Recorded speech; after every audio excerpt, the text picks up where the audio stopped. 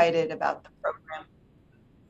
Very excited about the program we have for you this morning, actually through the lunch hour. One thing I'll say now is during that break we have this morning, grab some food because we are going right through lunch. But we are going to hear from a fantastic student panel in a few minutes. But first we have some welcome remarks from Dr. Archie Holmes, who is my boss and Executive Vice Chancellor in the Office of Executive Vice Chancellor for Academic Affairs in the UT system.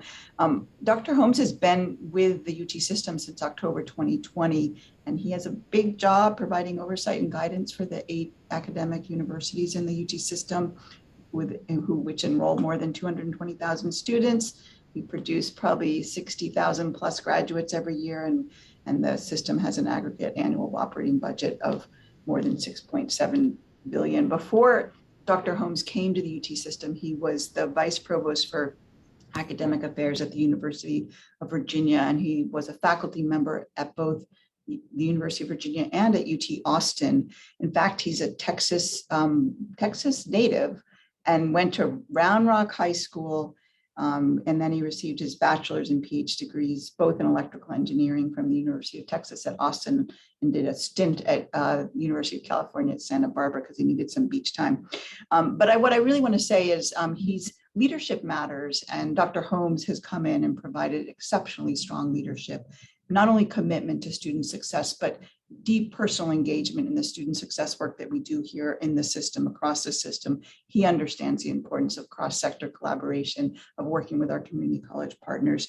He's a strong advocate advising both the people and the profession. And I turn it over to you, Dr. Holmes. Thank you, Rebecca. So as I said before, it's very good to see all of you. And if I don't leave with any other thing, I just want to say thank you. The numbers that Rebecca mentioned about the number of graduates we are able to have go through our institutions, the number of students we're able to serve, that is really in large part not only to do the faculty who teach the courses, but all of you advisors who help our students. As you all know, when you have 240,000 students, there are at least 240,000 different pathways to getting to success. And we are here to serve all of our students where they are and to help them be successful in where it is that they want to go. And you all play a very, very important role in that. I mean, I know you had a really great day yesterday. I know you talked a lot about some of the data that we have to help be able to make these decisions. And as I've reflected a lot on this, what I wanted to impart on you, it was a part of a reflection for me. I was fortunate when I started at the University of Texas, and I will date myself, 1986. So for those of you who are from Central Texas, that's when Round Rock had 2 high schools, and I think it now has 5 or 6 high schools now. So very different time in Central Texas. But I was very fortunate. I had the financial resources and the ability that I was able to spend all of my full time going to college. Without having to work a second job, without having to take out loans. And that is not the reality of the students that we serve today. We need to be really intentional about how it is that we are able to use both our personal and financial resources to be able to serve those students in a wide variety of different ways. And also a lot of our students are not able, as I was able to, for a wide variety of different reasons, to start at the University of Texas as my first stop. And of course, we're seeing lots of more students who are needing to go through various pathways to ultimately get to the higher education that they need. And you all play an unbelievably important role in that. I would never have gotten to where I am today if it wasn't for an advisor pointing me on this path. Even though with all the privileges I mentioned before, it still was an advisor who I was able to sit down with and have a personal conversation with. And I know that a lot of our students really rely on being able to have doors open to them, especially ones that they did not know.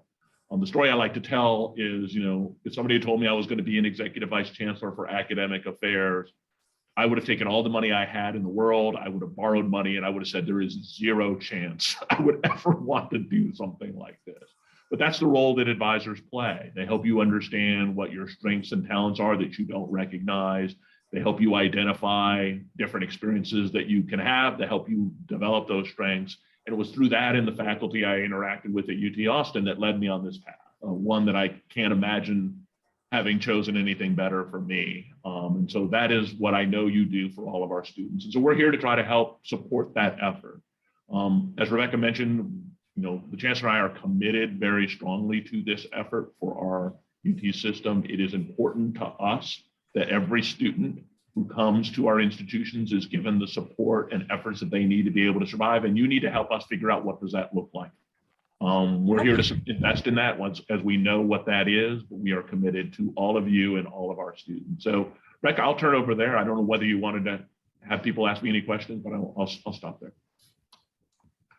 Well, we do have a couple of minutes. If there are any questions for Dr. Holmes, I think that would be great. Don't be intimidated. It's very approachable. You can ask me anything. Yes, there is a Round Rock in Round Rock. If you've never been, there is actually one. It's not very impressive, so don't go looking for it, but there is actually a Round Rock.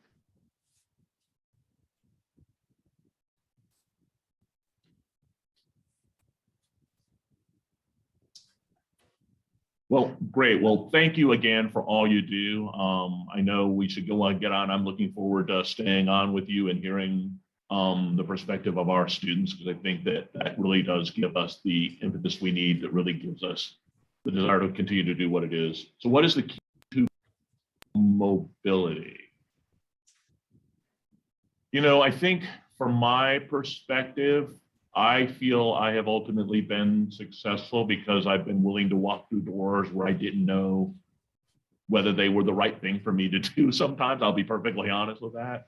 Sometimes you have to take chances. And I think, as this, as we talk about the students I think we're going to hear from, there's a lot of talents that are not the ones that we traditionally measure that make it ultimately successful for that. I was afraid, right? I mean, I had kind of come up in a world where the only possible outcome was to do something that you were going to be successful in. So if you those are familiar with the fixed and growth mindset, I very much had a fixed mindset at that particular time. It was really moving to a growth mindset, really recognizing that even if something didn't go the way I anticipated it going, that I would learn something about that experience and being able to survive. And so for me, that was really the opportunity, is just, even if I didn't feel I was ultimately prepared and imposter syndrome was kicking in, to go forward with it and to try. I think we usually underestimate what we are capable to do. So that's kind of my initial thoughts about that question. Thanks for raising it.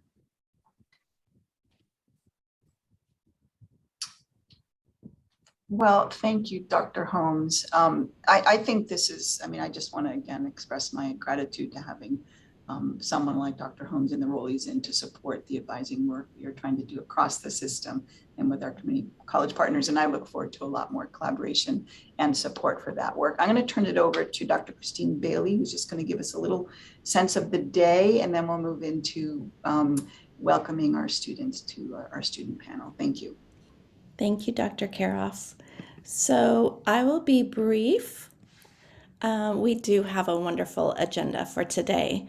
We have some amazing students. I've already had the pleasure of meeting them today, and you're just in for a treat with our student panel, who will share their transfer experiences. And then we'll have our third and final concurrent sessions. We will take a formal break. I didn't put it as a bullet, but let's just pretend there's a bullet there. We will have a break, and then we'll return for transfer partner team time. So you will have a chance to go back into your feeder pattern rooms, and then we will have our closing plenary with Dr. Janet Marling, and then Dr. Jacob Freire, who is the president of the Texas Association of Community Colleges, closes us out for the day. So it is fabulous. Take the breaks that you need to take so that you can join this marathon day. And then now it is my pleasure to introduce one of my colleagues at Dallas College. Tanya Whitkenfield is the Dean of Pathways Success, and she will serve as our moderator for the student panel. Great. Thank you, Christine, and thank you, everyone. I'm so excited today to host the Student Voices transfer panel and hear the experiences of our students. And so without further ado, I want to go through a few logistics. We're going to ask about 6 or 7 questions for our transfer panel, our student voices. And then at the end, if we have time, we're going to turn it over to you guys to ask questions of our students. You can put those in the chat, or you can raise your hand and once called upon, unmute for that. And so here are our featured student panelists. I'm going to go ahead and allow them to introduce themselves and share a little bit about which university they're from and what they're majoring in at the time. So let's go ahead and get started with Fernando. Hello, everyone. My name is Fernando Cordova. I transferred from Northwest Vista to the University of Texas at San Antonio. I majored in interdisciplinary studies and I also minored in Latin American studies. And notice I said majored in because I just graduated on Saturday from the University of Texas at San Antonio. And yeah. That's great. And Fernando, congratulations on your graduation. We're so proud of you. Thank you. Next up, we have Melanie. Hello, I'm Melanie Jones. I attend the University of Texas at Arlington, and my major is anthropology. I transferred here from the Tarrant County College, and yeah, that's me. Bye. Great. Thank you, Melanie, so much for joining us. We look forward to hearing from you today. Next, we have Jennifer. Hello, guys. I'm going to introduce myself a little briefly. My name is Jennifer Olivos. I'm 20 years old, and I'm representing the University of Texas RGB. I'm transferred from South Texas College to UTRGB. I'm a junior, and I'm pursuing a double major in finance and economics. Great. Welcome, Jennifer. And if we have Belle on the line, please feel free to unmute and introduce yourself. All right. All right. So as we said, we have a few questions, about 6 or 7, that we're going to ask from our student panelists. And so if you don't mind, Christine, you can go ahead and stop sharing and we'll go ahead into our questions. All right. Our first questions for our student panelists. Tell us about your decision to start at the community college. What has had the greatest impact on you at the community college and at the university? We'll start with you, Jennifer.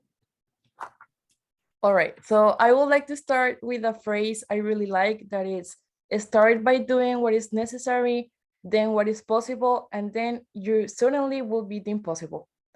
So it's important to get you guys in context to understand my story a little bit.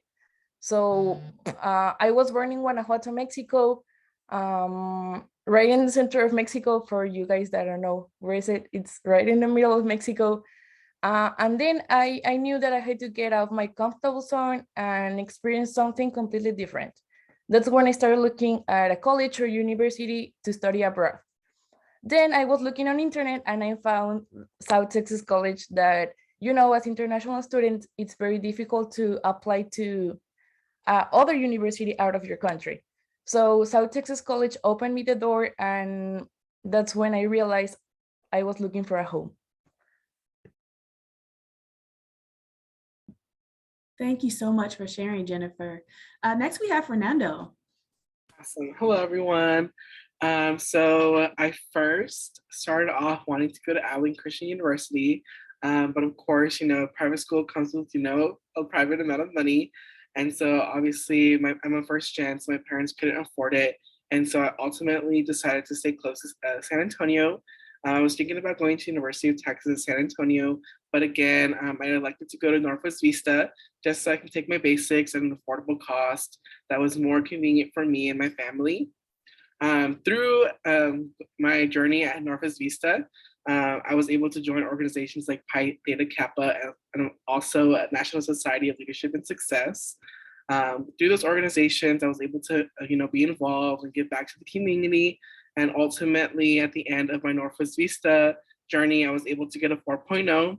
A little bit about myself: I was working 3 jobs just because my parents really didn't really help me out in my community college journey. And with my 4.0, I was able to get nominated for the Terry Scholarship, Terry Foundation Scholarship. And through that, I was able to get a full ride to the University of Texas at San Antonio. Wow, that's great. Thank you for sharing, Fernando. Next, we have Melanie.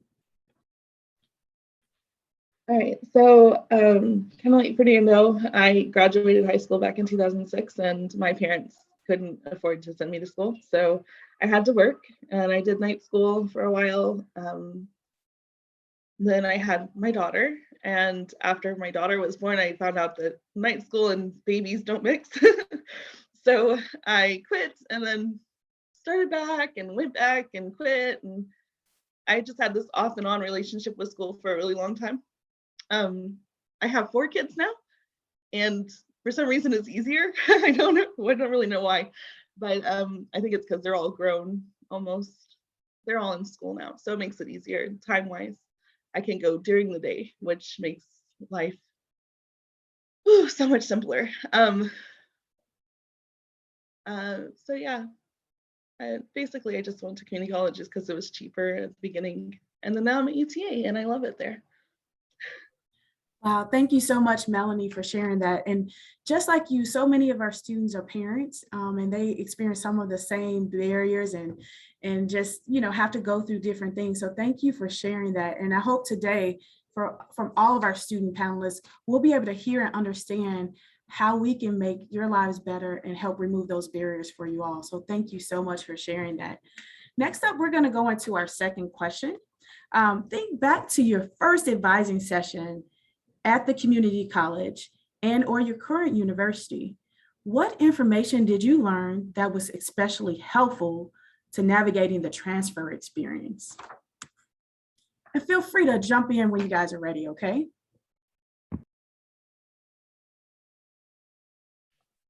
So I guess I can go first. So when I first met with my academic advisor, you know, it's always like the first jitters for me, you know, kind of nervous, not really sure if I should open up or anything.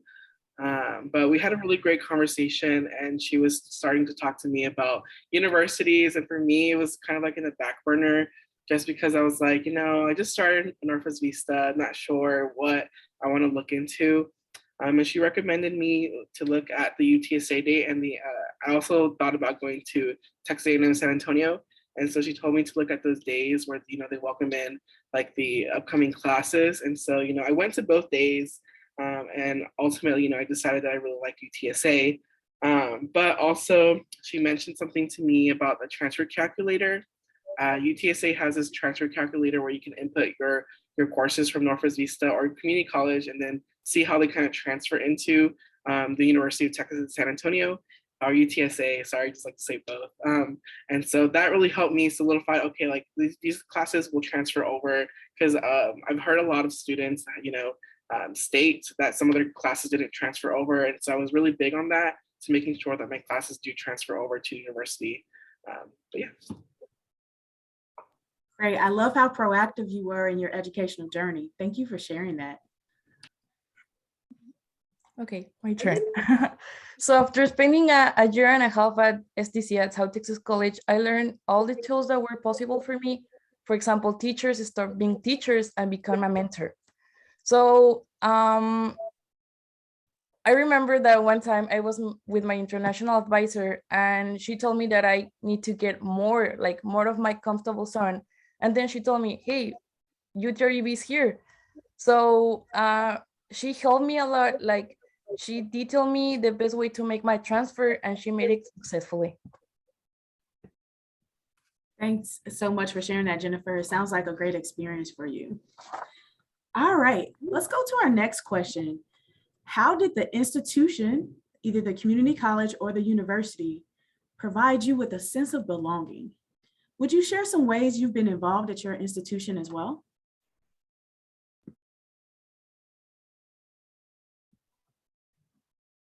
The University of Arlington has a transfer day, a welcoming like input to the transfer students, and I joined that and really enjoyed it and learned a lot about the campus opportunities and things that were available there.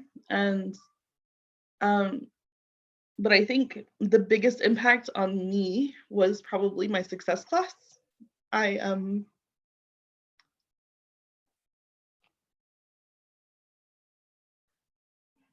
I made connections with people where I never really felt like I could at TCC. I'm sorry. It's okay. Take your time, Melanie. We really appreciate you sharing your journey. It helps us as well as our other students. So thank you. Just take your time.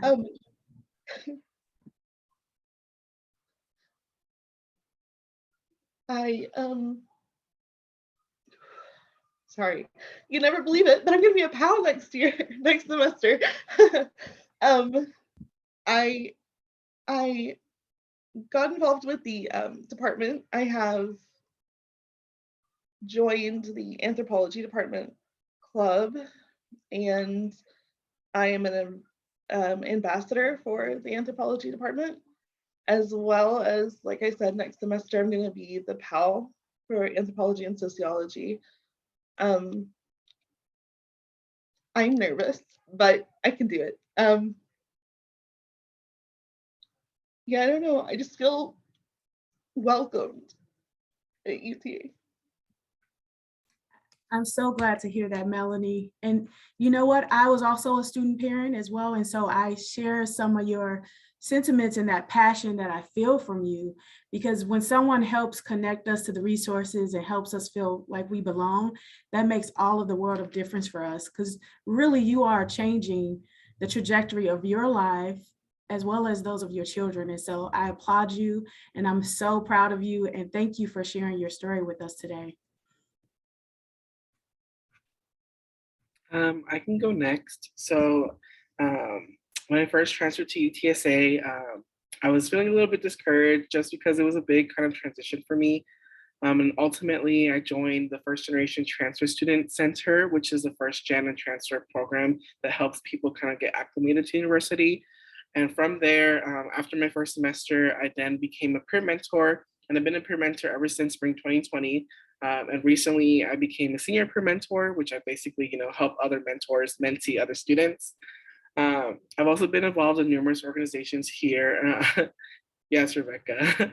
I've been involved in numerous organizations here on campus. The Terry Scholarship, or the Terry Scholar Student Organization here. I was the executive director, director of operations, and also director of service.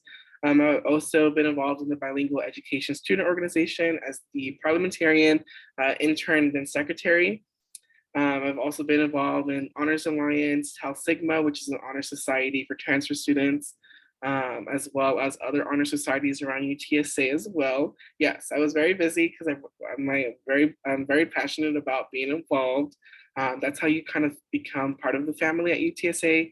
UTSA is just very welcoming in general. It's not too big, not too small. It's just right, kind of like the Goldilocks thing. Everyone's friendly on the campus. If I just kind of, on my first semester, I was lost. I can literally ask anyone and they'd be like, oh yeah, it's down the, I don't know, wherever the lingo is at UTSA.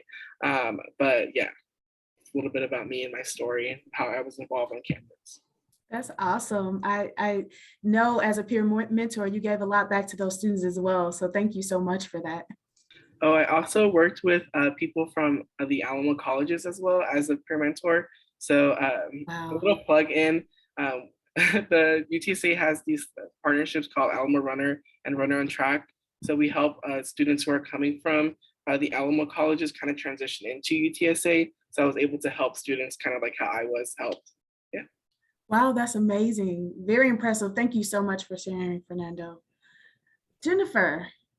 Okay, so last week I finished my first year at UTRGV, and of course it has been one of my best experience here of my life.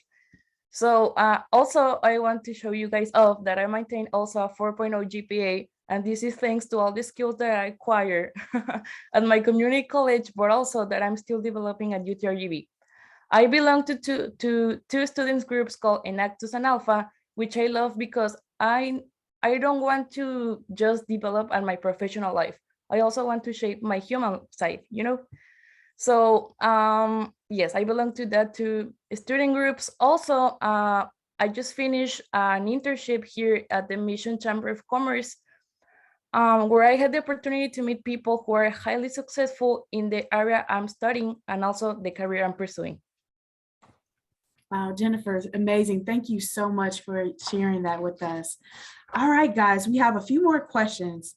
Want to make sure that we get through all of them, and then we'll open it up to our guests to ask some questions. All right, this is a really good one. Reflecting back on your experience, what advice could you give us, an academic advisor or a transfer advising professional, that would help us to support others in their transfer journey to a four-year institution?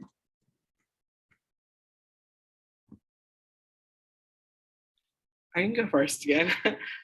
So for me, I was very kind of thrown off from Northwest Vista to UTSA.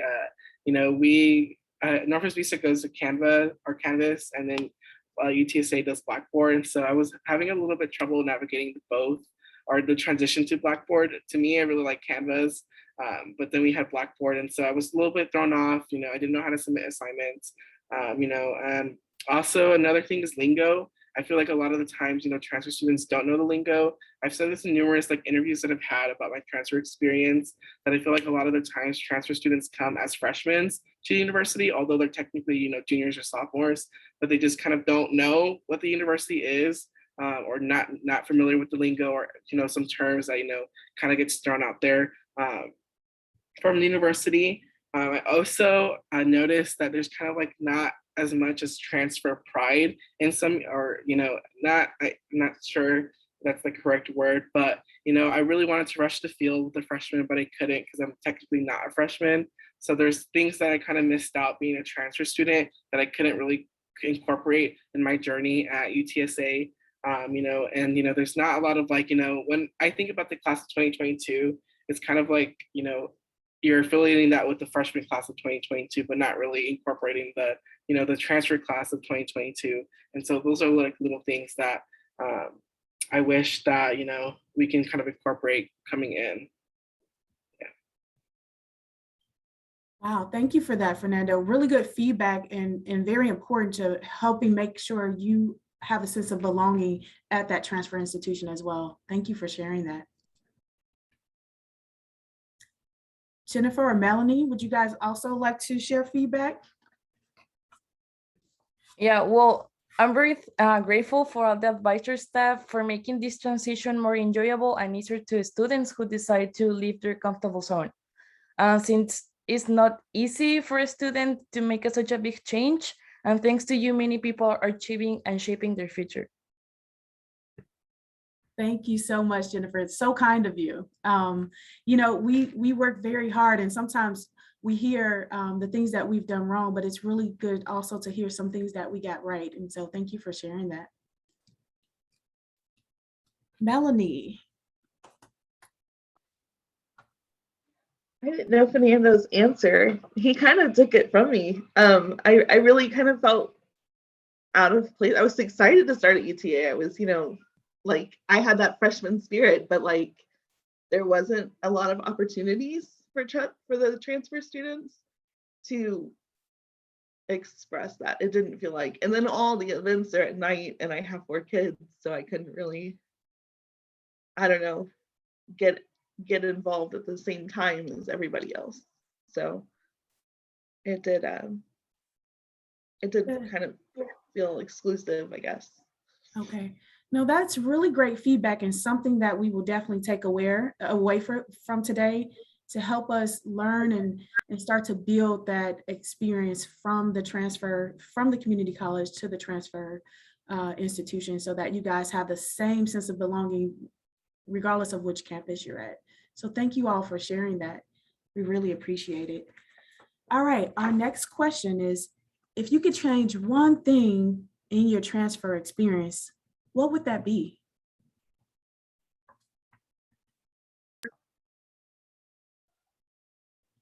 I probably would have talked to somebody about transferring before I did it. I just kind of was like, oh, I'm almost done at TCC, and I didn't have a good connection with my advisor.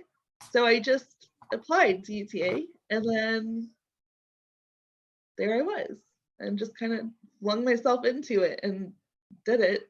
So I definitely would have made a point to talk to my advisor a little more about the whole situation, and I would encourage other people to. Yeah, thank you for sharing that, Melanie. Really good feedback, and something that we can also do better to make sure that you build a relationship and are clear with your next steps and your goals. So thank you for that.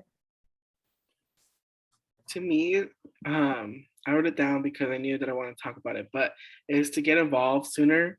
I feel like a lot of the times transfer students come into university, they feel like how Melanie and I were describing, kind of, not a, we don't have a really strong sense of belonging organizations, and immediately I found my, my clique. And so definitely I wish I would have got involved sooner and participated in organizations sooner rather than later, because like I said, I mentioned earlier, I felt very displaced from the university and didn't really feel like I belonged.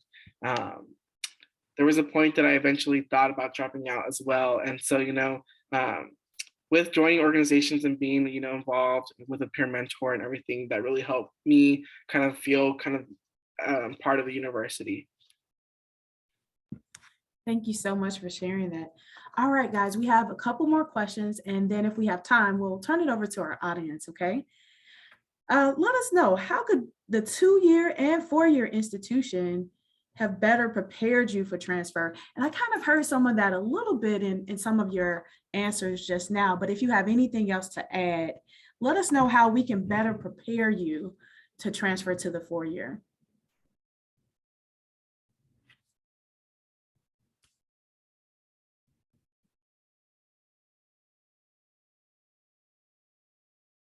And Fernando, if you're speaking, you're on mute.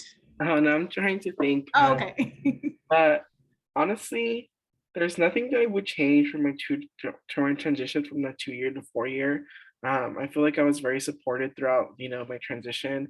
Like the only thing that I can think of is just maybe, I don't know, like taking, I don't know, like a class or something about, or the transition to certain things. Not taking a class, but maybe like a module or something like that prior to kind of getting kind of learning about different universities. I know that Alamo runners and runners on track do this now, but before, whenever I was transferring, I didn't really know about anything because it was developed, yeah, like a workshop, correct, yeah. So like a designated, the community colleges host different partners from different universities to come out and do like a workshop about certain things like lingo, how to navigate things like Blackboard, their ASAP or whatever you guys use at your universities, things like that. I think that would help, help students transfer over and feel kind of acclimated to the university. Great feedback, Fernando. And I'm like thinking of all the things we can go back and have conversations about implementing going forward. So thank you for that. Jennifer or Melanie, any feedback on how we can better prepare you or the students that come behind you? Well, as Fernando said, I think I wouldn't change anything because I think it's just this the fear you have to transfer to another place to get off your comfortable zone, but at the end, it's worth it. Thank you, Jennifer. It's definitely worth it. So super proud of you all for the work you've done and where you're going. You're a future leader, so thank you. All right, we have one more question for you. What personal obstacles impacted your completion? Whether that could have been working, caring for family, or other things, but what personal obstacles impacted your completion?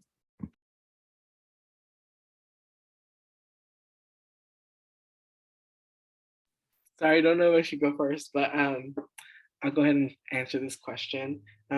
So like I mentioned before, I was working 3 jobs at Northwest Vista. It was very challenging to, be on top of all the assignments and all that stuff.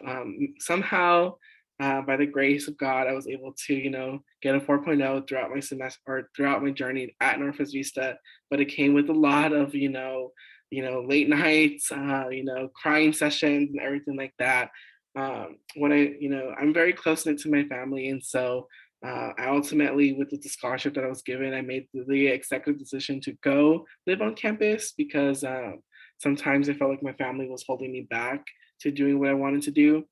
There was multiple times throughout my journey at UTSA where, I really battled imposter syndrome, whether or not I should be there. And, mental health does matter. And so there's definitely times where, my mental health got, the better of me and, made me self-doubt in myself.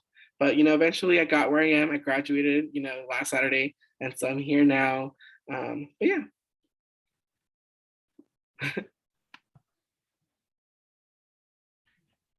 So some of my biggest obstacles were just time.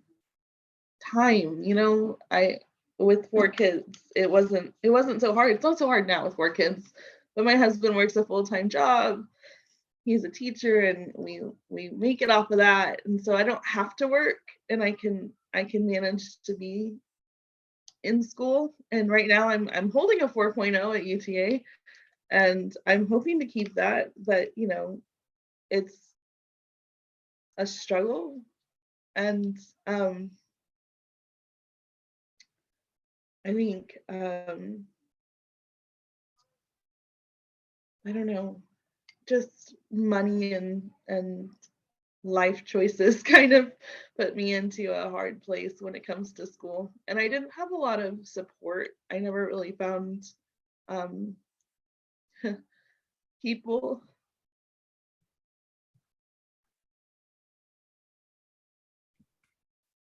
Thank you, who, Melanie, and thank you for your courage. We heart you. We're so proud of you, all that you've been through and all that you're doing right now to provide a better life for your family. So just thank you so much for sharing your feedback, your journey with us. It really does matter because like you, we have other student parents who are facing difficulties and need that extra support. And so we thank you for having the courage to share that with us so that we can work back at the institution to really help provide more resources and a sense of belonging for all of our students, including those student parents. So thank you. Thank you for sharing that. And Jennifer, let's see, any personal obstacles that may have kind of impacted your completion zone? Okay, so first of all, it was very difficult for me to live my life down in Mexico and move to the US. So that was one of my biggest obstacles. And another one was that when I just was admitted to STC, to South Texas College, 2 months after COVID arrived. So I was like, really, this is what college life is. But then, when I transferred to UTRGV, I was realizing that all the hard work pays off. Thank you. And I know that it has been a rough couple of years, especially for trying to get a sense of belonging and be, present on campus when we had to work remotely or take classes remotely for such a long time. And so thank you for sharing that feedback. All of you have done a fantastic job today, and I thank you for sharing and having the courage to share with us how we can do better as an institution collectively. And so at this time, we do have a few more minutes. I want to turn it over to our participants to ask any questions. And if you all have any questions for us, you can feel free to do so now as well. All right, I see we have a question, and you guys feel free to unmute and answer. But one of our questions is, in your opinion, which set of soft skills you learned in your community college has helped you the most in your academic career or help you make your school transition easier? So soft skills could have been, helping you with the resume, helping you with interviews, helping with courage for public speaking, any type of soft skills that helped your transition.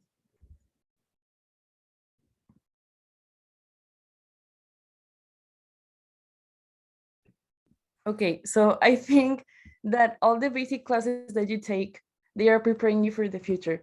So for example, in your English class, of course, they are helping you to write a better essay or something that when you arrive to your real career, you don't have to struggle that much with that things. Not gonna lie, I had to Google what soft skills were. I was like, what? I'm a graduate, I'm sorry.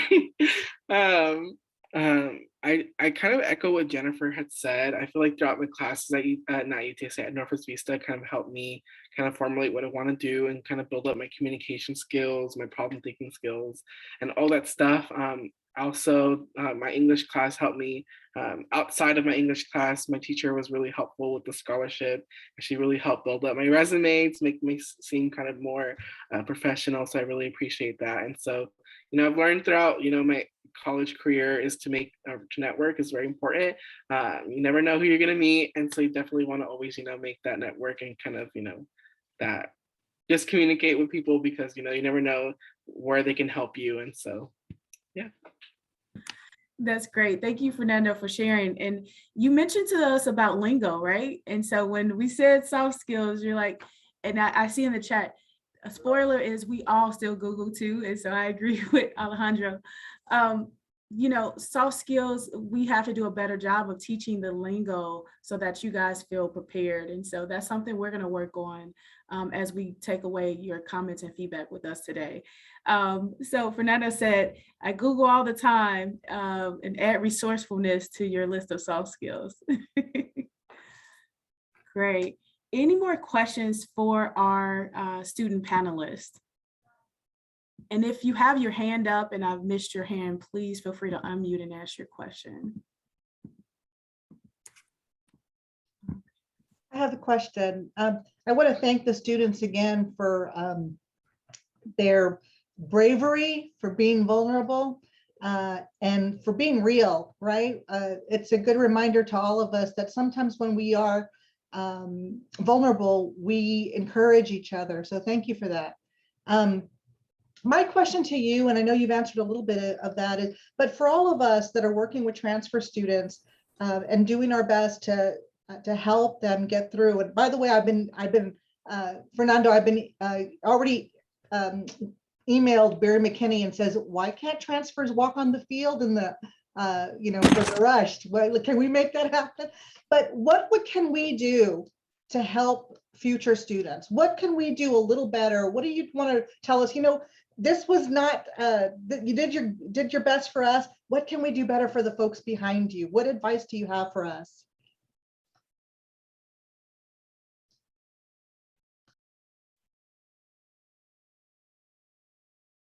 I just want to say you guys have really good questions. And I'm just like, wow, what can I think about?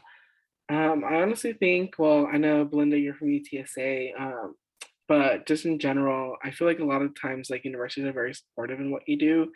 I just think that maybe like there's a lot of times where like, there's not a lot of opportunities for transfer students at the university. So maybe, because I know a lot of students who've been kind of part of like the president, like board, or I don't know what. And so I've always wanted to be part of that, but I guess I never had like, I've never been here for 4 years, so I don't really know about it. And so just kind of like helping transfer students kind of, with resources, kind of being involved, connecting with other campus partners as well. I feel like that's very important, especially for me. I like networking. And so I think that's very important for to just keep in mind transfer students, we don't have, the same kind of network as the freshman class does coming in.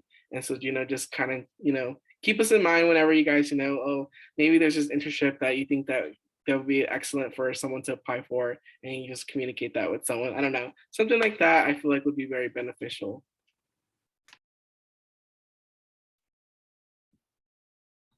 Thank you. Any other feedback from our student panelists? Okay, I see that Eric has his hand up for a question. Yeah, can y'all hear me? I've been having trouble with my microphone lately.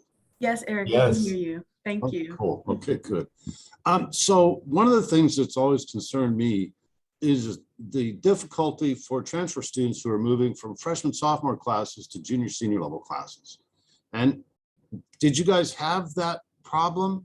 And if so, is there anything we can do at the at your incoming institution to help you overcome that? Well, I saw a question like that on the chat, and my advice will be just manage your time. Of course, if you leave all your assignments to the due date. Of course, you will be stressful. You will be like, damn, but just manage your time and everything will be okay. Also to get involved, like know people. Yes. Yeah, I kind of agree that the transition from your basics to, your major specific classes are kind of, a little bit intense. We go from just, English comm to math, college algebra, and then you're all of a sudden you're taking specific education classes that, or for me, I'm taking specific education classes that I've never really heard, like certain lingos and stuff like that. And so I was a little bit thrown off in the beginning because, I felt like I had to do a lot of catch up for my peers, because the way that Northwest Vista or community college formulates their degree is different from the way university does. And so of course we take specific basic classes, and then UTSA you kind of take your education classes sometimes kind of sporadically throughout your 4 years. And so I felt like I had to play a lot of catch up. I'm not too sure how that would be able to be kind of problem solved, but just kind of wanted to share kind of how I felt throughout from Northwest Vista to UTSA. Thank you. There's this question in the chat that I really want to also address. I believe it's something about like how do you get promote student involvement on campus? I think it's Melissa. Yes, please do. Please do. So I work with the First Generation Transfer Student Center, and statistically we see that transfer students aren't as involved because they're managing a job, or maybe they're student parents like Melanie, and so you just kind of have to kind of gauge what they're coming from and see kind of how you can tailor the experience to them. So maybe having an event in the morning, an event at night, just so you can give them options. It's also very beneficial to communicate in advance to them because, like I said, they're parents, they're also working, and so you want to give them like a 2-week notice. That way they know about something coming up. That way, because the transfer students come from different populations, and so you definitely want to make sure that you don't just wait till the last minute on like, oh, on Friday, it's Monday, right? On Friday we're doing a transfer event. Please show up. It's kind of like already too last minute because you never know what they're coming with. But you want to also just make sure that you promote that sense of transfer pride. A lot of transfer students don't like doing stuff because they might not feel like it's like for them, and so you definitely want to just like invite them and encourage them to attend as well. Really great feedback. Thank you, Fernando. I see a couple more questions in the chat, so if you guys don't mind, we have a few more minutes. What advice would you all give to incoming freshmen that are struggling to pass their first year classes? I would say that they should probably get involved with their peers, talking with each other about struggles and things that it makes a difference, and taking your time, because it's not always feasible to do 4 classes at a time. Sometimes it's okay to go slow and make it count. I kind of agree with Melanie. It's very important that you connect with peers and also professors and help freshmen understand that it's okay to communicate with professors and peers. I feel like a lot of the times, there's a stigma of like, not wanting to like talk or ask for help.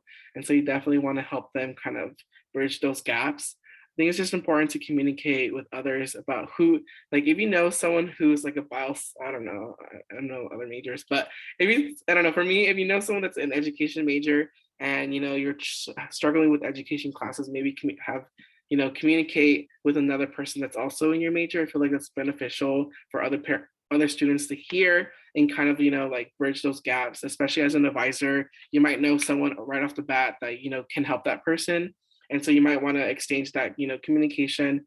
That way they can communicate with that person and kind of have an idea of maybe that person can be a mentor to them and help them kind of get out of that freshman kind of slump. Very good. Thank you. We have time for a couple more, maybe one more. This is a question from the chat. Do you feel the advising centers were accessible to you? Or do you feel that you were bounced around the community college or university? And how can we improve? So I've worked with a lot of mentees that are from the Alamo colleges, and a lot of them have told me that their advisors have not been responsive from the community college, and they kind of, are kind of a little bit kind of confused on what they have to do. And, they outreach to them, but they don't really kind of communicate with that. And I don't know if that's like a problem within the community colleges itself, or maybe the advisor just kind of like slumped with a lot of students that they have to kind of communicate with. But that's just something that I've noticed with at UTSA. I've had like 3 advisors, just because, sometimes, I kind of get bounced back and forth. To me, I know it's gonna sound super horrible, but I don't really communicate with my advisor as much as I should. I have other mentors that I communicate with more, just because I feel like sometimes my advisor, whenever I would outreach to her, to them, sorry, I don't want to, but whenever I would outreach to them, they would kind of like not listen to my needs that I needed. I would communicate that I want to take these classes, but they would communicate, well, you needed these, and not really listen to me, and I didn't feel valued in my advising sessions. And so that's why I did other, I had, I advised my other people from the honors college and stuff like that, so I can tailor my needs. But that's just like my story. Thank you, Fernando. Really great feedback for us to take away. Jennifer and Melanie.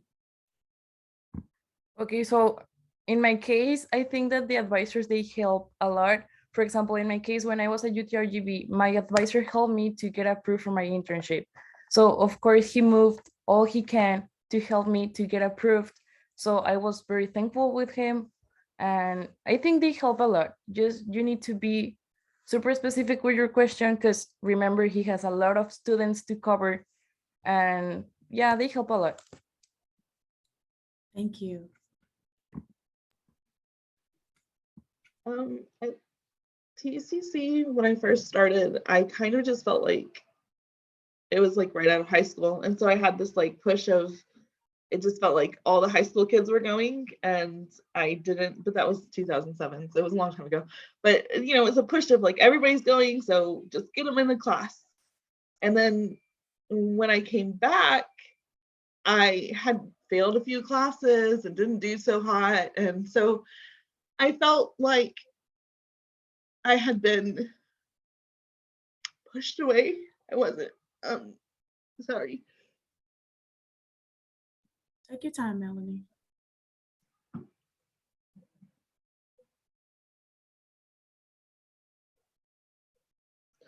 A good enough student. And so I lacked that support, but that was, again, a long time ago. And so then when I came back with COVID, everybody was having struggles. And I felt like my advisor and I communicated, we talked about what was happening. We talked about, oh, I had 4 kids, I should take 2 classes instead of 4 classes. And it came go slow. And that connection really helped motivate me.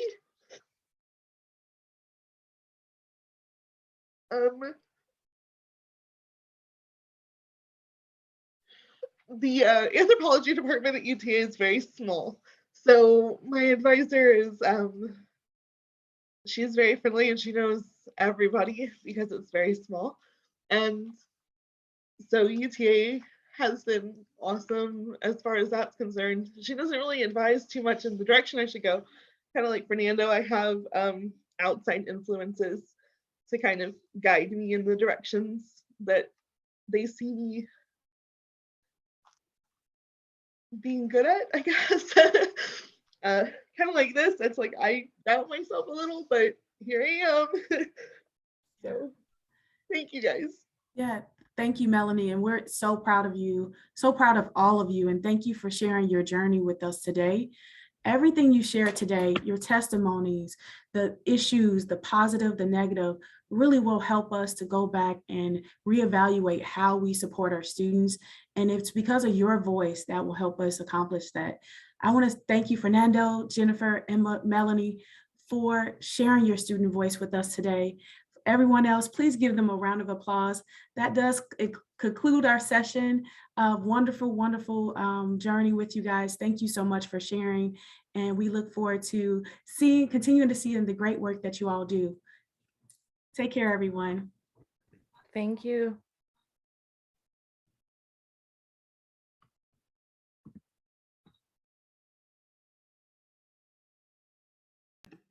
Sorry, I just want to thank you so much, Tanya, for moderating, and thank you to each of our students, Fernando and Melanie and Belle and Jennifer. I think one of the things that resonated for me is the transfer pride. And just over and over, I think that might be the name of the next institute, because that is such an important takeaway for me. So thank you to our students. And now we will have the opportunity to transition into our last concurrent sessions.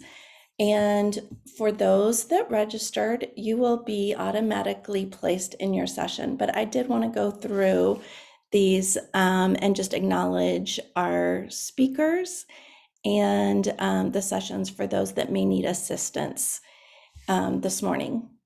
So our first session is Transfer Practices at Austin Community College. And this session will highlight ACC's Guided Pathways model and the Transfer Services Department that was developed to ensure students experience a seamless, successful transfer. The second session is Transfer Pathways, beginning with the end in mind. This session will highlight the collaborative efforts between Dallas College and UT Arlington to better understand the hidden institutional policies or curriculum that may preclude the ability of students to seamlessly move from one institution to another. Our third session is UTSA Alamo on Track, which will feature a transfer and transition program focused on first-time freshmen who do not qualify for guaranteed admission into UTSA, but yet provides a way for students to successfully transition over to UTSA. And then our fourth session is Pathways to Transfer Student Success, Outreach and Mentorship, and will feature UT Arlington's Student Ambassador program focused on community building and retention. So once again, I want to bring it to your attention that our moderators will join us and record these sessions and monitor the chat and facilitate the Q&A. And so I invite Ashley to send us off into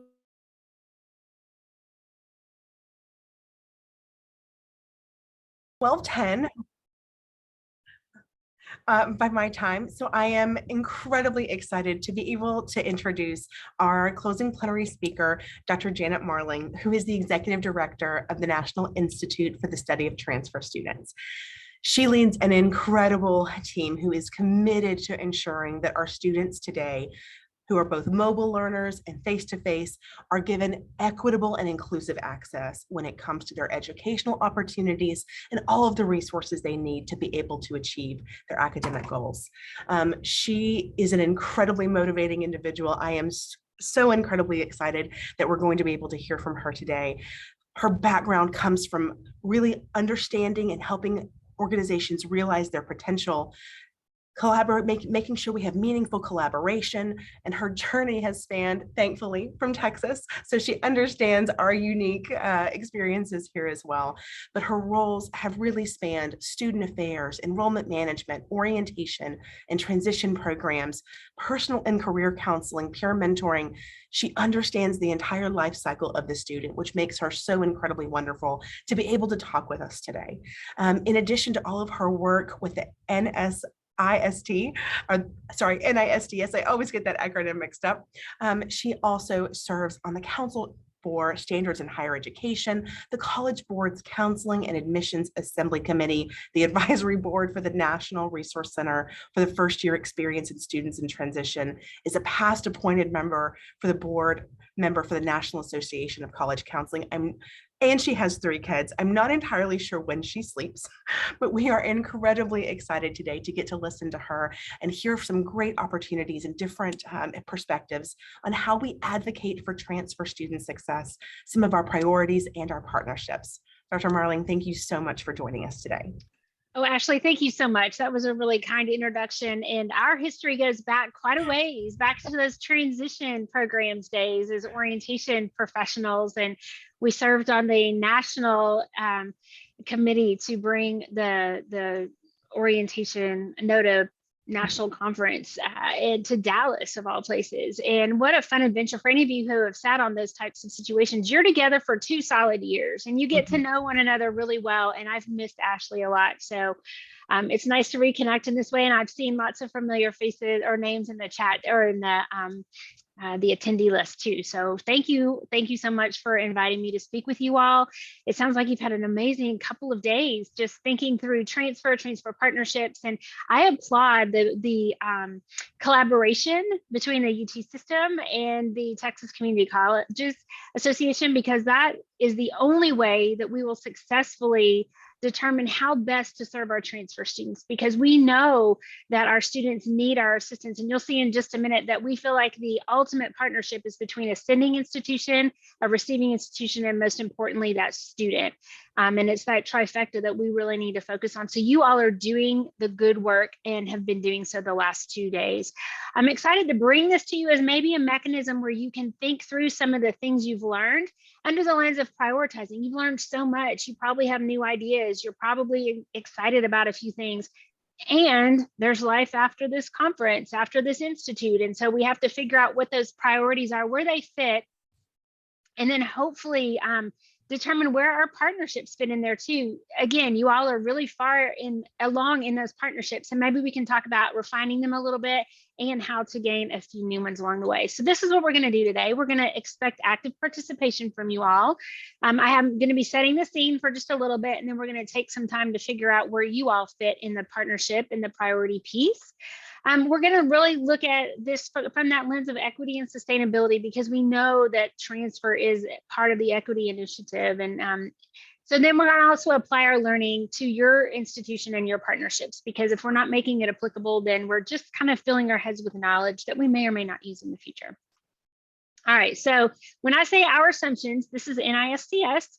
And really, we look at kind of just 3 general assumptions. Mobility is reality. Like, we are not going to change the fact that students are moving between institutions.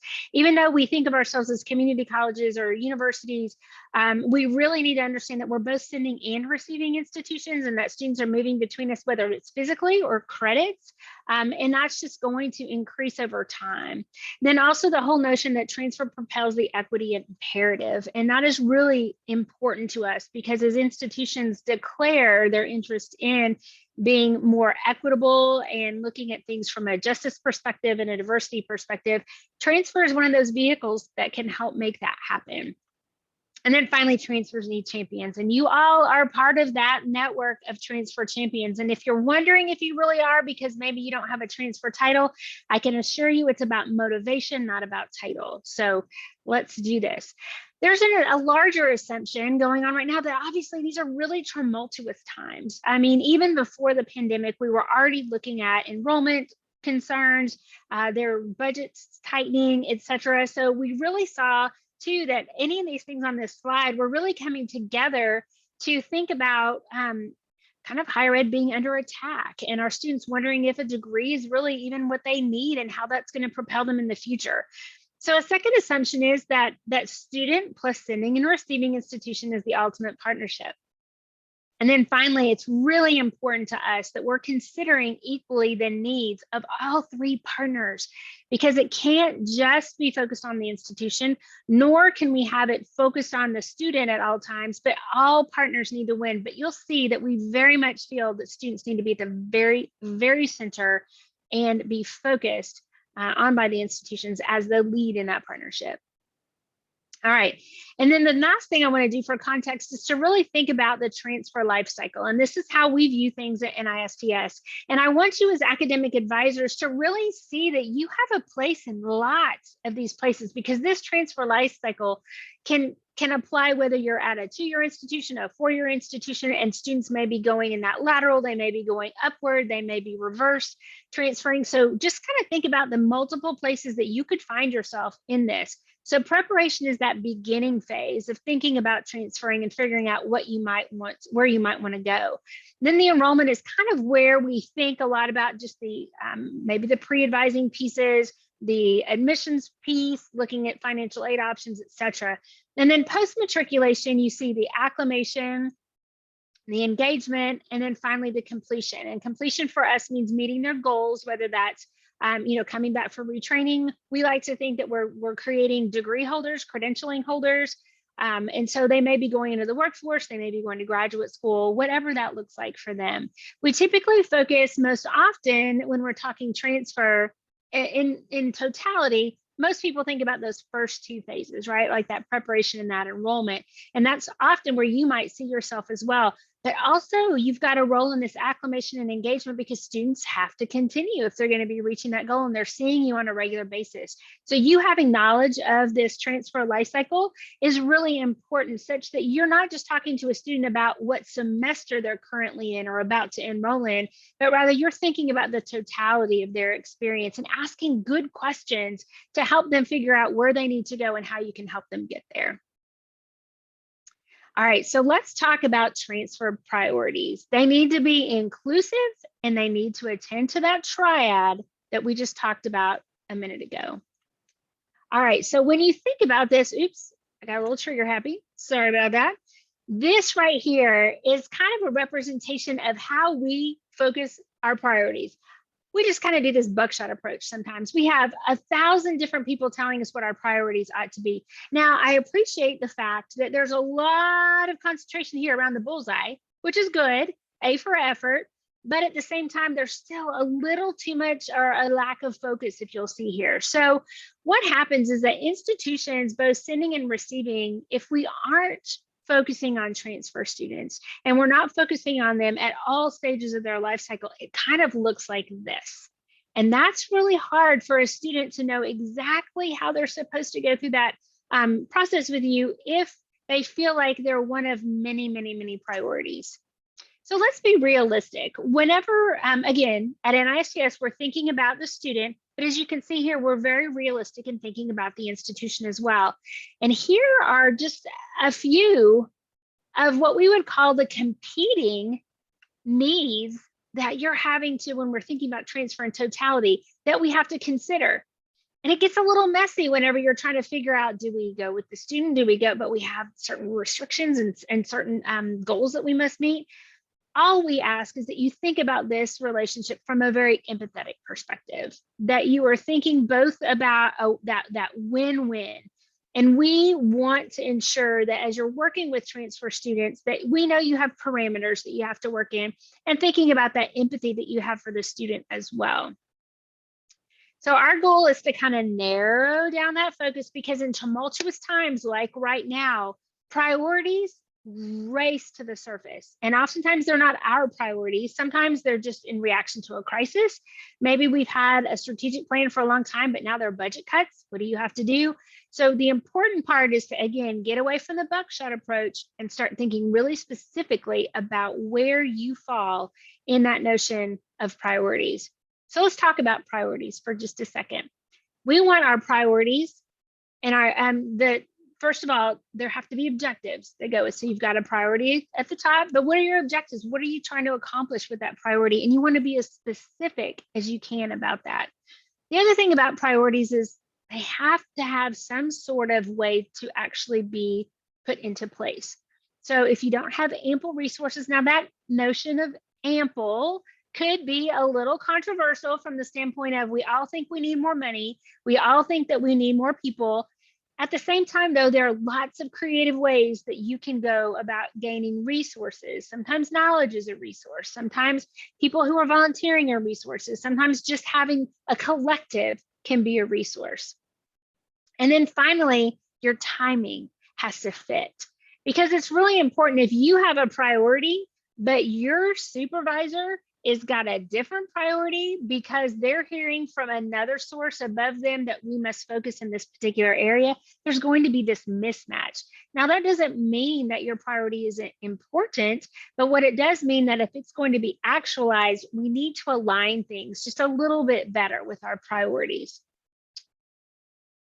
So when you're prioritizing your priorities, like where do we start, right? There's that buckshot. We have, if you had made a list of all your priorities, it'd probably be pretty long. So the first thing I want you to think about is that those critical ones, like must be done. We all saw it during the pandemic. We had to stop. We had to change modalities. That was a critical priority. Ensuring that our students are coming back to the institution is a critical priority. Those are things that just have to rise to the top. And then you have important priorities. And these are things that really will make a difference. And we have to make sure that we've got some resources that can be attached to those things.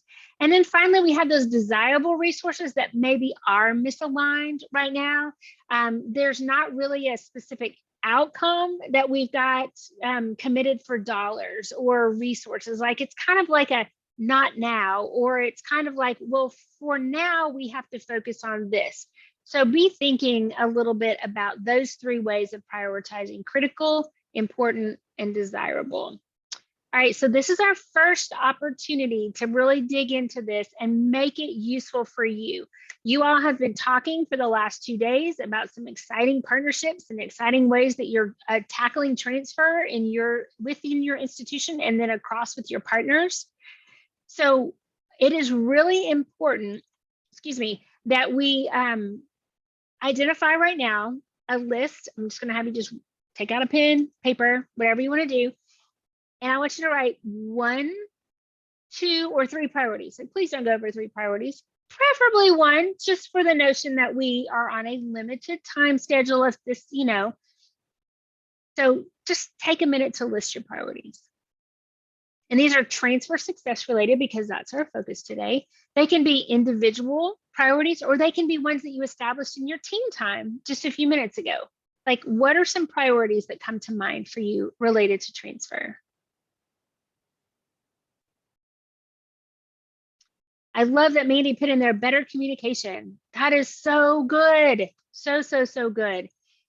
And then and anybody else is welcome to throw theirs out there. So pick one.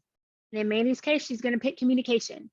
So I want you to kind of list 1 to 2 objectives that might go underneath this priority. I love that Eric's going to go and be more present at their community college partner campuses.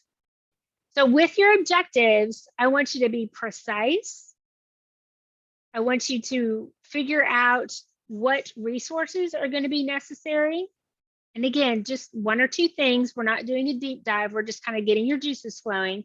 And then what's the timing? Is it the right time to execute on this? Now, Crystal puts a really great point in here, awareness of transfer timelines, because when you're trying to advise a student who's going to another institution and you're not aware of those key markers and deadlines, that can really be difficult for both you and your student.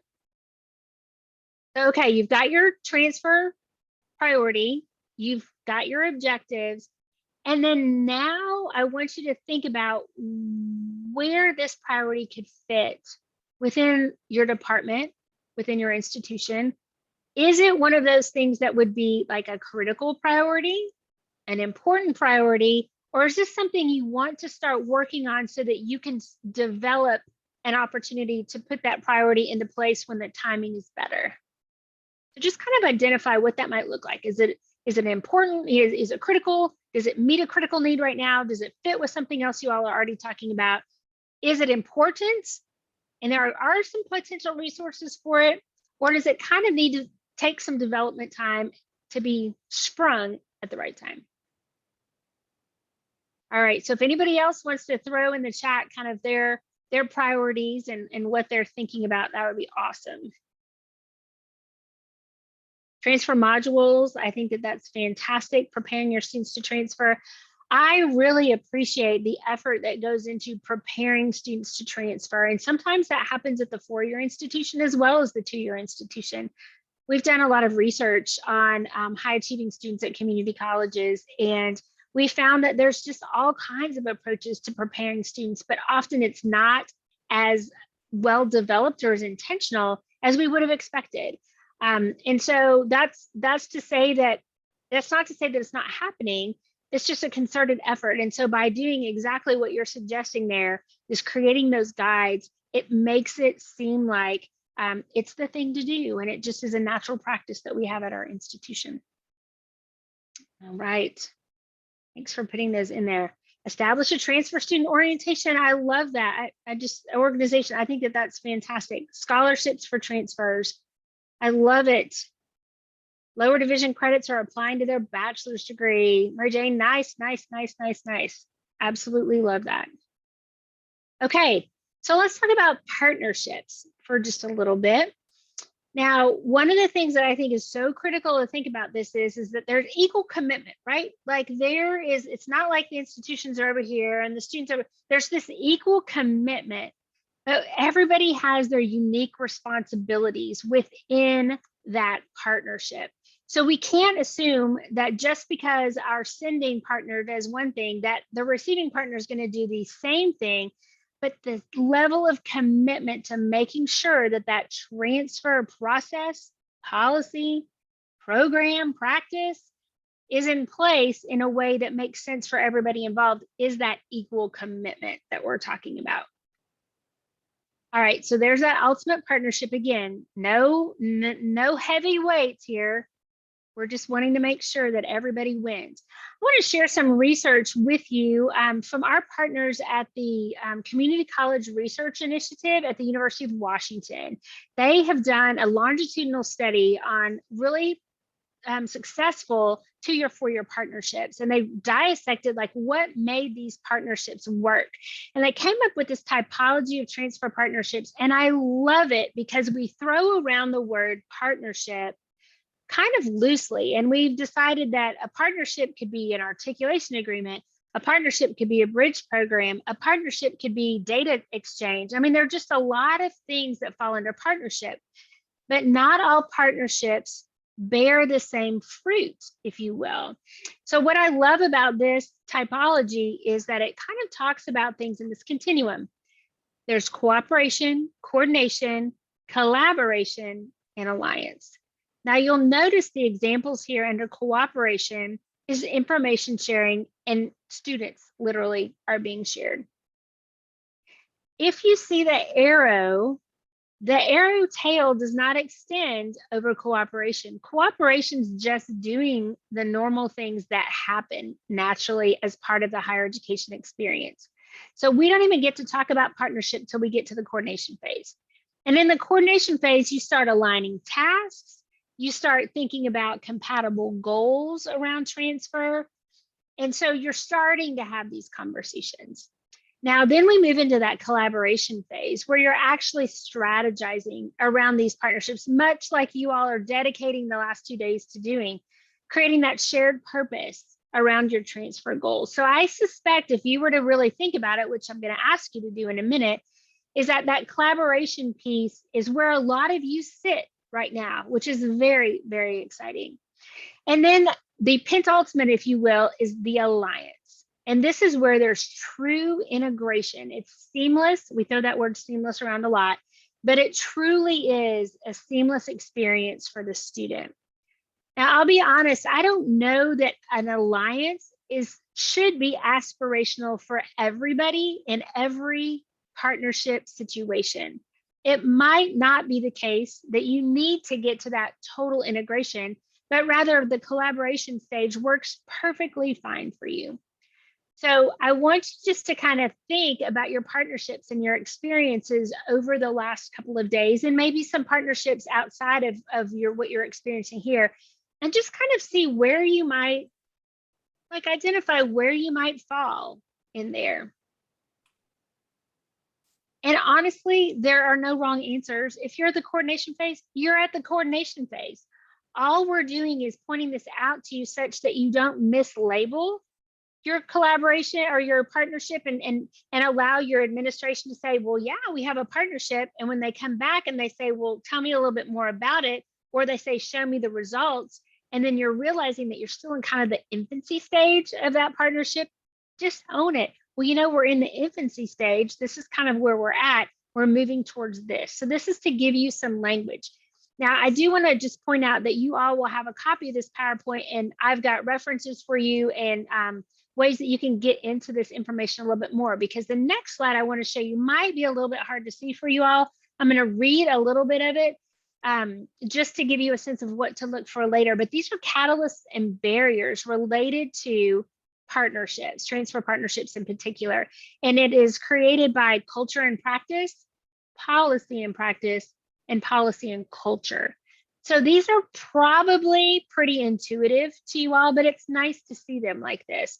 Like you've got leadership if your leadership is prioritizing partnerships, that's a catalyst. But if they're not being prioritized by your leadership, that's a barrier. Let's go down to the policy and practice. Partnerships, the partnership itself is institutionalized, maybe because there's a person that has been designated that's their primary job responsibility, or some other structure. Maybe they've created an institute, maybe there's a research center, maybe there's a transfer center. That's a catalyst. A barrier would be an over-reliance on those just relationships that we have one another, those informal partnership champions. And I think we see that a lot where because there are some folks that are really passionate about things, they can talk about it, but their influence doesn't go far enough if there's not some formal partnership attached to this. So then again, policy, is there funding and accountability that then that support the policies, or is there just policies around that promote competition? And I'll tell you what, it's been really intriguing to watch the 2-year, 4-year partnerships unfold, because sometimes there can be that competition.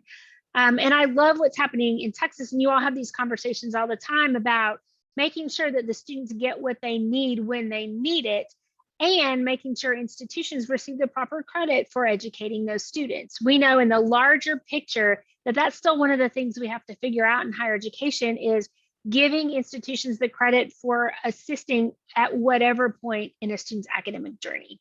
That's just one of those sticking points that is making transfer really, really difficult to elevate. All right, and then the other piece that I just want to bring your attention to, so you've seen the barriers, you've seen the catalyst, and then you want to know, like, well, what's a good practice? Like, what might that look like? Or what is something that we need to look at so we can benchmark ourselves, if you will. They've got another great resource that just shows you cooperation, coordination, collaboration, and alliance on those 3 areas: culture, policy, and kind of that programmatic side of things. So just great examples there of what that might look like. So awesome resource. This is what they look like. They're data notes. They're easily digestible. They're 3 to 5 pages. Just really good resources. And there are 11 of them, I believe, in the transfer. And then there are several academic articles as well. So if you hadn't guessed it, I'm going to ask you to identify the transfer partnership that you want to think about. Hopefully you already did that a few slides ago. And then name your partnership on that continuum. Again, we're talking coordination, collaboration, we're talking alliance. And then just write down a couple of the barriers, and they don't have to be from that list, or catalysts, like what is propelling you forward in this partnership, and what's kind of holding you back in this partnership. And again, we are all friends here. You can talk about what's holding you back. There are lots of things that get in our way. Some are beyond our control, some are within our control. But let's name them, let's identify them so we know how to work within or beyond those things. So just take a minute, and again, you can put some things in the chat, like your partnership and where you think it falls, and if there are any challenges or barriers that you're facing.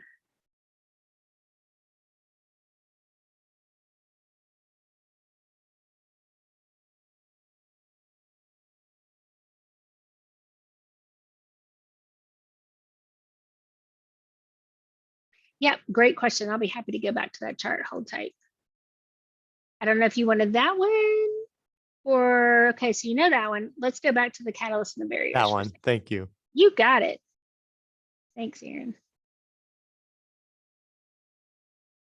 Wow, I'm looking at all your schools and again, I'm going down nostalgia lane, just missing my Texas people.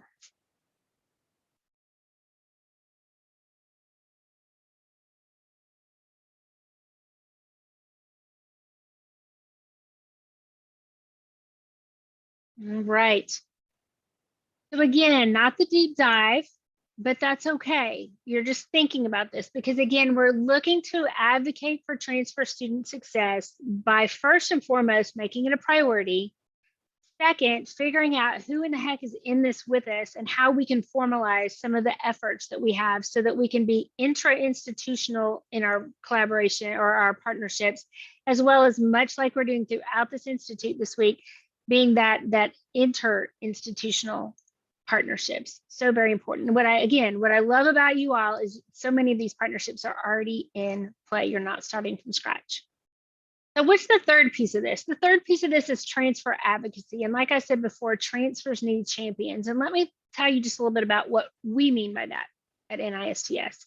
We look at it at 3 levels. First of all, we have transfer agents. And these are individuals with college knowledge. They've got credibility. They use their capital to help inform transfer students, their families, the community, etc., about the process, about what to expect.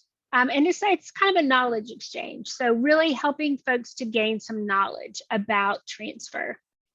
And then we have those connectors. And it's not to say that the agents are just focused on knowledge. It's not just transactional. You're getting to know the student and whomever you're speaking with. That's not the point, but it's more just of an exchange, if you will. Now, the connectors take that a bit further, and they're really interested. Again, they're looking at that transfer life cycle, that longer kind of process, that totality, that holistic look at transfer and saying, okay, this student has told me that they would like to major in biology, but they're still really interested in music. Okay, who do I know? Okay, wait a minute. So Professor so-and-so is doing a program in musicology, but using some interesting scientific pieces. So let me connect them through an email introduction, or let me walk them over to an office, etc. But these connectors really want to make sure that the students are getting where they need to go, not with just a general referral, but a very specific referral and follow-up. And then finally, the advocate. The advocates can't stop talking about transfer. Now, is there anybody in the house, and I know there are because I know several of you, who walk into a room and they're like, there's the transfer person. They're going to talk about transfer. I better be on my A game because they're going to ask me, how does this decision affect transfer students? So the advocates are thinking about it systemically. They're thinking about it longitudinally.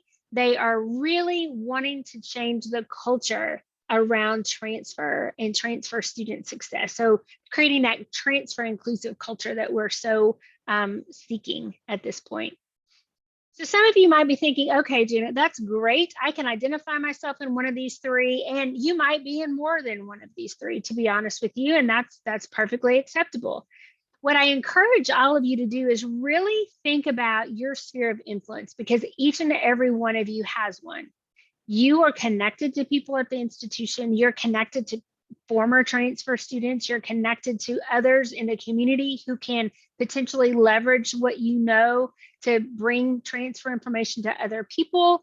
So as advisors, you're excellent at having to go out and make these connections. Like, I think you're professional connectors, right? So all of these little dots that are connecting here, you've done a million times. You've picked up the phone to get information. Now look at it through that transfer lens and creating that equitable opportunity for students who are coming to you with experience, with credits, with money put down towards their education already. And how can you use that sphere of influence to advance transfer and that student in their academic journey? All right, so third opportunity for you to think and reflect for just a minute. So think about your priorities and your partnerships in particular, and how do you think you need to advocate for those? Because it's one thing to engage, one thing to have a priority, but you've got to communicate about a priority. And it's one thing to have a partnership, but if you all are in partnership in a vacuum, that doesn't help either. The people around you need to know. They need to know what you're doing so that you can advocate for what you're doing and for transfer in general. So think about ways that maybe with your supervisor, you can be a little more upfront about how you are promoting your priorities and your partnerships. And then finally, just pick one activity that you want to do. I know you probably have a laundry list of things to do after this institute because you're on fire with ideas. Add this to your list. Pick one advocacy activity that you are going to do to advance your partnership in name of your priority.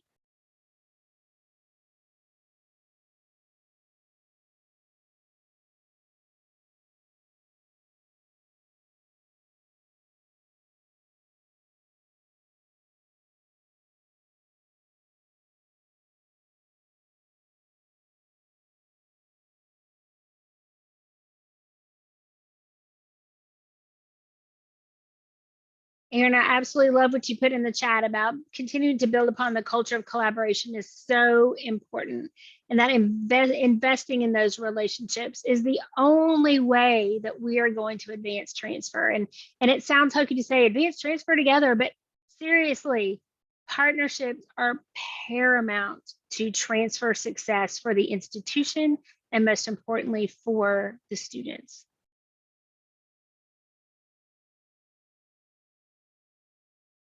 We got a plus up from Belinda there. So I know I'm preaching to the choir, folks. Sometimes I get a little excited. All right, so we have got a few minutes and probably about 4 or so, maybe a little more. And if anybody wants to ask a question, if you want to pop off mute, or if you want to, lift up your partnership or whatever, the floor is yours. So how can I be helpful, and what can you learn? What do you need from each other too? Questions, comments, curiosities? Dr. Marling, do you have any recommendations of really great partnerships you've seen between community colleges and universities that we might be able to look to as maybe a point of reference and potentially contact in the future? I will tell you what, that is definitely one thing that the CCRI folks have done, is identify who those partners are. Now, if you look to the larger picture in just general terms, not necessarily just for academic advising, but just in general, when you're looking at Northern Virginia Community College and George Mason, they've got some direct partnerships there. They've been part of a program with the Education Design Lab to really enhance their programs. Right here in Texas, or right there in Texas, also as part of that EDL, we had our folks at University of North Texas and partnering and with our community colleges in the area. And I'm sorry, I just totally blanked on your partner, but I'm really looking at the academic pathway in business and how to allow that kind of applied business to actually resonate at the four-year institution. So they've been doing some really great work around that, which is incredibly important because we know students get confused at an applied business degree versus and how non-transferable that can be sometimes. You hear a lot about the Direct Connect program with University of Central Florida and Valencia College. Again, some of these programs have been around for a really, really long time. And people get discouraged because they say, well, we don't have those resources. We can't, but you can look at the process and you can see where those pieces are that do fit. You can look at how they've had those conversations and what kind of convenings they have to bring their two their two institutions together. What kind of advisor conferences do they have? What kind of faculty connecting conferences do they have, et cetera? And again, I see here Aaron's talking about Florida and Washington have strong partnership. Yes, absolutely. There are just so many great states doing good things. So those are just a few, Ashley. Don't be discouraged because you're not there yet. It's okay. Learn from them, take what's manageable, and see what you can do with it. Any others? And I appreciate the shout out about the NISTS conference. It definitely is one of those places to go and get ideas. And it's fun to be in a space where you're not trying to justify transfer or explain your job. So, I have a question. yes, please. Hi, Miguel. Hi. How important is understanding the social cultural backgrounds of our transfer students when it comes to transfer advising? I think that's part of being that understanding the holistic nature of your transfer students and not putting them all in one box is really important, because if you don't have a sense of what they're bringing, what their capital is, if you are making assumptions about them, I mean, it's so interesting. If y'all have not read Zuli Wang's book On My Own, it is an amazing dissection, if you will, of 2 to 4 year transfer student stories, and a lot of them are culturally based. And it talks a lot about the barriers that these students feel, the friction that they feel, even to the point where there have been assumptions made by academic advising staff about what majors a student may or may not want to pursue based upon their race and some of the cultural expectations that are out there. So it's very, very important. And I just think that's one of the best books that I've seen that breaks that down and lets us see structurally where we have work to do. What was the book again? It's called On My Own. And I'm trying to, okay, I'm going to go off camera for 30 seconds. I just put it in the chat. It's in the chat already, yeah. Okay, good. Love it whenever y'all are on it. But it looks like this, just so you know. Thank you. It's fantastic. All right, team, I have 2 minutes. And so I just want to slide through a couple of things just to let you know that we do have a website. I know it was posted in the chat just a few minutes ago. I really encourage you to go to the section that's called resources. And if you go to our website in July, it won't look anything like this. We have kind of a refresh, and then we're going to have to do a whole new website in a year and a half. So just go for resources. I think you'll find it in there. But there are just some really, really good ones. If you're working with faculty partners, we have 5 key faculty practices. It's just this really wonderful guide that you can share with your colleagues. Also, for anybody looking at creating some web presence, I think this is a great guide. It'll be highly intimidating to you because it's like 90 pages, but there is an assessment that's a companion piece to it if you're looking to see how transfer friendly your website is. These are all the references from this presentation. And like I said, you'll have a copy of all of that. And then I just want to put us and myself out there as a resource to you. We are currently building a transfer community that we're really excited about, that we are in beta mode right now and looking to launch in the fall. And then obviously we've got our annual conference, but it's not enough to have one time a year that we get to see each other and learn from one another. So we're really creating this new space that we're super excited about. So I will close with that and say thank you again for your time today. The work you do is critical to transfer student success. So I applaud you. I'm envious that you get to work with students every day. And I hope that you're going to get to take some time off soon and just recuperate from what has been a wild and crazy spring. So thank you all so much.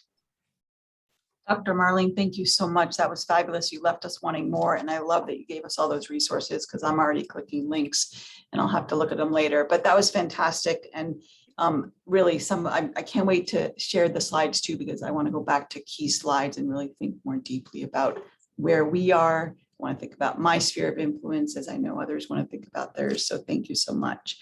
Well, we are getting towards the end of our institute, and we've saved something special for the end, which is to have you hear some words from Jacob Friday, who's the president and CEO of the Texas Association of Community Colleges. He's been there since 2016, and I'm not even going to do a full introduction of him because I think everyone wants to hear from him. But I want to say that I arrived in Texas in the UT system about the time he arrived at the Texas Association of Community Colleges. And I don't think he even knows what an influence he's been on me. He's made tremendous impact in opening my eyes to the absolutely critical importance of what we're doing here through this institute, which is to really work across our educational sectors. For me, that's a 4-year space, and really collaborate with our community college partners, and also think through some of the policy questions. Jacob's just masterful at advocacy with legislators, with funders, with others. It's just been an honor and privilege to work with him. Probably some of you don't know that he's actually stepping aside from his role at TACC, and I would be super sad about that, but he's going on to work at the Diana Natalicio Institute for Hispanic Student Success at UTEP. I'm not sure when that transition will happen, but I'm thrilled because now he's in the UT system family. So I think I'll continue to be able to work with him. Very grateful for his leadership. And I want to turn it over to Jacob right now. Thank you. Thank you, Dr. Karoff. Can you all hear me fine? Yes. Yes. So Dr. Karoff, Yes. I was prepared to make some closing comments, and so stay on task, but you certainly, your remarks, I appreciate them. You certainly have made me get a little emotional. I have enjoyed working with you, collaborating with you over the past 5 or 6 years. You and I have done some important work in the state, and know that I take that with me with a great deal of pride. So good afternoon, colleagues. I am privileged to share with you some closing thoughts, some closing comments in your robust last 2 days of conversations between peers. And I wanted to just begin with an extension of our gratitude here at the Association for Dr. Karoff and the amazing team at the UT system, who are outstanding collaborators with us, not just in this space, but in other important policy spaces. And I also want to extend my gratitude to Christine Bailey, Dr. Bailey, and her colleagues at the Texas Success Center, who have been on point also with the Planning Committee and others. I also want to extend my gratitude to Dr. Marling and Dr. Trotman and all of the presenters from the breakout sessions. Your content, your sharing, your insight has been critical to the conversations of the last 2 days. But more importantly, and most importantly, I do want to extend our deep gratitude for each of you professionals, each of you who are participating with us over the last 2 years. It is your critical work that makes a difference for our students every day across our many campuses, 2 years and 4 years together. And it is your critical questions and dialogue that have made the last 2 days really rich. So thank you to each of you. I would say that it's been my experience over the last 35 years, working largely in the policy domain of higher education, some here at the state level and some at the federal level, and certainly working with community colleges more directly over the last 6 years. It's been my experience that advising and the advising profession is at the epicenter of student success. I'll talk more about that in a minute. It has been certainly and continues to be, to Dr. Marlin's great presentation just now. Advising is at the epicenter, I would argue, at the conversation of equity in higher education.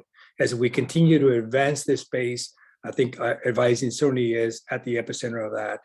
And then certainly it has been my experience that advising is at the epicenter of higher education policy and the conversations that take place, not just at the Capitol, but across the multiple systems, 2 year and 4 year, as we think about policy in higher education. We definitely have a conversation that begins with, or at the very least intersects nicely with, the advising profession.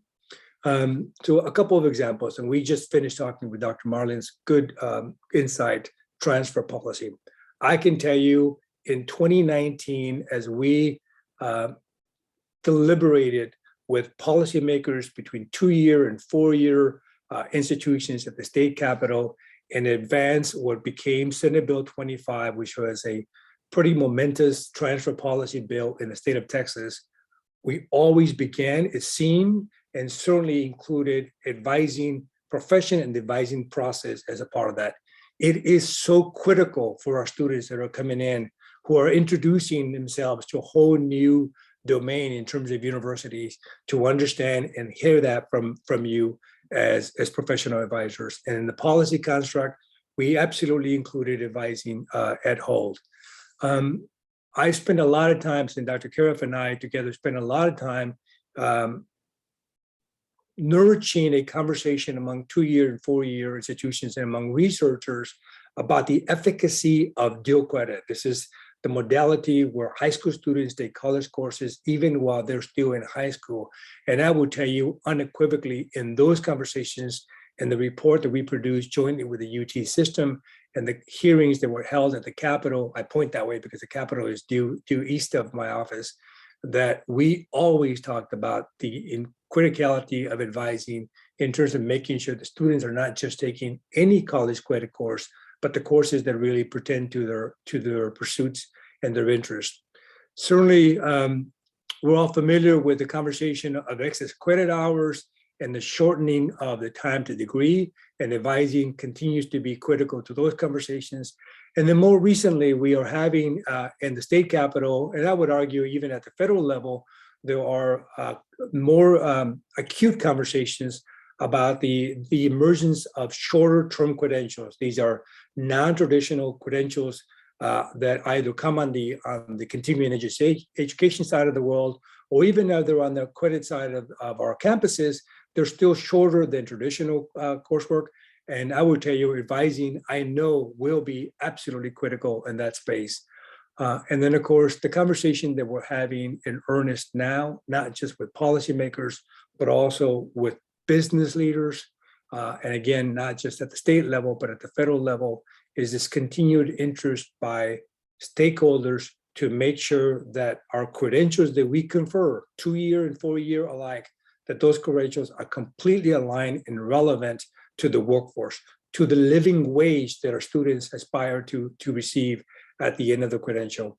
And there could be no more critical process, no more critical function from my vantage point than having that advising be centerfold to that space.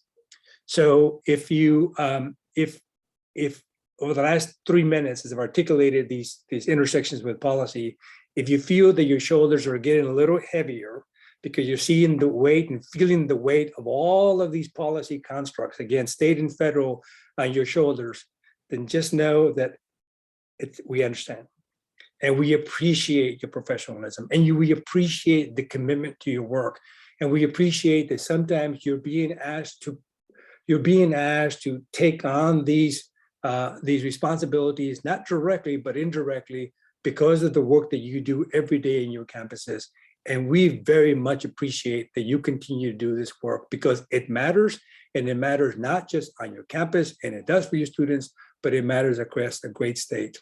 I would invite you, as you conclude today's discussions and you reflect on the last 2 days of good insight, I would invite you, colleagues, friends, to consider the link between this culture of advising and student outcomes and equity and the culture of data that we heard so well eloquently by Dr. Trotman yesterday, and to think about the critical role that you play as advisors, as a profession in operationalizing culture, data, and equity altogether. I would advise you to think about what Dr. Trotman asked us to do, which is to really hone in and use a culture of data to make sure that our partnerships between 2-year colleges and 4-year institutions, that those are aligned and begin with that data conversation. And certainly I would invite you, as we discussed earlier, to really take the time and listen to what the students have to teach us, to take the time to listen and share with each other, and to sometimes just be together and learn from ourselves as we move this forward. And certainly, Dr. Marling, we miss you in Texas, but we're very pleased that you were able to join us here today for this important conversation of making sure that our transfer policies and our transfer processes are indeed equity-centric. We have to be inclusive in our work. We cannot, as a state, in terms of our societal impact and our economic impact, and frankly, just in terms of the goodwill of our students once they leave our campuses, we cannot afford not to be equity-centric, not to be focused on that space. And colleagues, friends, we thank you for your great conversations you've had in the last 2 days, and we invite you to continue to move forward and move forward boldly. So with that, Dr. Carroll, I'll pass it back to you and say thank you to you again and the amazing system office team that you have, and look forward to the next collaboration. Thank you so much, Jacob. That was a perfect closing and wonderful synthesis of the way we've been spending our time together these last few days. We've got to let everyone go, but I just want to thank again the planning committee for putting together this extraordinary program we've had. I want to thank all the concurrent session presenters. I can't wait to go listen to some of your sessions. It was really hard to choose. Wonderful job. Thank you to our plenary speakers, including Dr. Marling. And I just want to thank mostly all the advisors who have taken time out of their schedules at still a busy time. You don't get a break. and just thank you for being with us and sharing your knowledge and your perspectives. We want to have your backs. I want to say we have your backs. We want to have your backs. We need to hear from you. We know there's things we can be doing at the system level, at the association level, at institutional leadership levels. And I really invite you to reach out. We will send out some kind of institute evaluation the next couple of days. We'll make it brief, I promise. But we think this has been a valuable way to be together, and we'd like to do it again. And we'd also like to explore some grant funding opportunities to sort of enhance that data culture and that partnership and collaborative culture that both Jacob and Dr. Marling were talking about. So thank you all. Thank you so much for being here. And we'll let you go now. Bye-bye.